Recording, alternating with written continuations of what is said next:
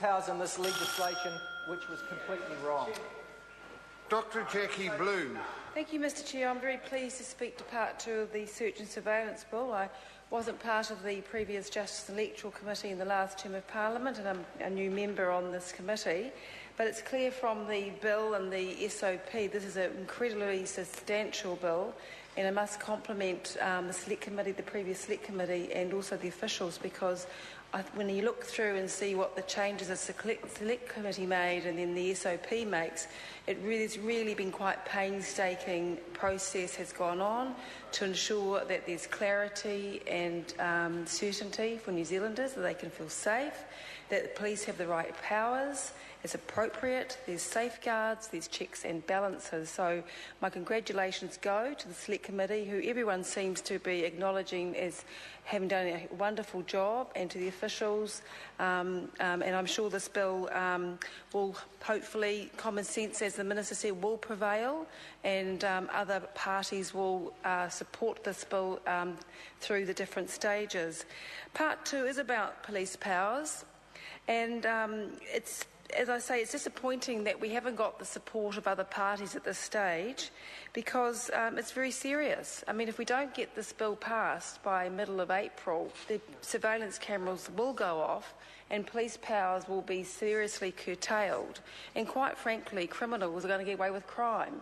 And that's, I'm sure, none of us want that. So I really hope common sense prevails. There are, in fact, about 12 subparts to Part 2, all describing very different situations where the police can act and how they can act. It's prescriptive, it covers a lot of different situations, it's very thorough. And I'll just go over some of them. I won't go into details, but like subpart 1 is about internal searches, search warrant powers in relation to places, vehicles and other things. Subpart 2 is about warrantless powers, when you don't have a warrant but you need to go into a place or search someone to effect an arrest, and that includes car, vehicles and so forth. Subpart 3 is about people who, when you don't have a warrant but you need to actually search someone who's locked up, who is going to be locked up in police custody. And of course, subpart 4 is about warrantless powers when you have an urgent situation. And there's a number of subparts, all going right through to 12. So I'm really impressed about the comprehensive nature, the painstaking, the detail that the SOP has done as the Select Committee.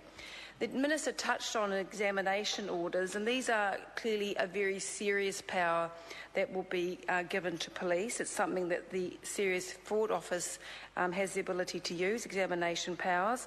But because it's quite serious, it's been quite carefully laid out that there needs to be safeguards so there will not be an abuse of power. And this bill will allow not only obviously the Serious Fraud Office has this ability to use examination orders, but this bill will allow police to apply for them. And it will allow also, it means that we talked about it, the other members have talked about it, but it will mean that the police, those people who can cooperate with the police without in any way compromising their own situation, any adverse consequences. And in a business context, examination powers can only be used in offences punishable by 5 years or more, and in a non-business context, examination orders can be used to investigate serious fraud punishable by 7 years or more. So there's really quite defined situations where examination orders can be used. There's safeguards, there's checks and balances.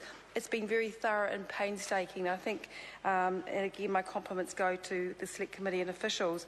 Importantly, only a judge can make an examination order, and that has to be on application of a high-ranking police officer. So there's, again, a criteria of when that examination order can be asked for, and only a judge can provide one. Just want to talk about the journalists. I'm sure that will be welcomed by journalists. We are a democratic society. People who feel they should be speaking out under cover or on anonymity should have that ability, and journalists often have sources that they wish to protect, and I know we all welcome, we have the ability to have free media and reporting in our country, and long may that continue. So I'm sure this part of the bill will be welcomed by journalists and media, where the bill will improve the journalists' ability to protect the identity of their sources. Thank you.